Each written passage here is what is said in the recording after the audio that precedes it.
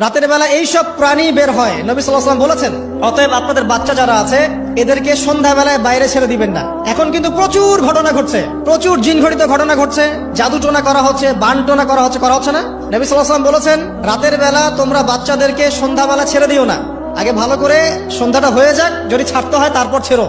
তারপর রাতের রাত যখন গভীর হবে তখন তোমরা এলো পাথালি ঘোরাফেরা করো না, রাস্তাঘাটে বনে জঙ্গলে ঘোরাফেরা করো না, কারণ এই সময় এমন কিছু মাখলুককে আল্লাহ পাক ছেড়ে দেন যাদেরকে তোমরা দেখো না। এখন সায়েন্সের যুগ তো, মানুষ মনে করে এগুলোর কোনো ভিত্তি নাই মনে হয়। কোরআন বলছে জাদু সত্য, কোরআন বলছে জাদু সত্য। কোন সূরা? সূরা বাকারা আয়াত নাম্বার 101, 102 পড়ে দেখেন, ওয়াত্তাবিউ মা তাতলু শায়াতিন আলা মুলকি সুলাইমান। এই আয়াতটা পড়েন, বিশাল একটা আয়াত আছে। ওয়া মা কাফারা সুলাইমান ওয়ালাকিন্না শায়াতিন কাফারু ইউআল্লিমুনা আন-নাস সিহর। এই সিহর দিয়ে কি হতো? মা ইউফাররিকুনা বিহি বাইনাল মারই ওয়া যাওজিহি। সুলাইমান আলাইহিস সালামের সময় এই জাদুবিদ্যার প্রচলন ছড়িয়ে পড়ে। এই জাদু মানুষ শিখে কি করছিল? নারী পুরুষের মাঝখানে, স্বামী স্ত্রীর মাঝখানে বিভেদ সৃষ্টি করছে।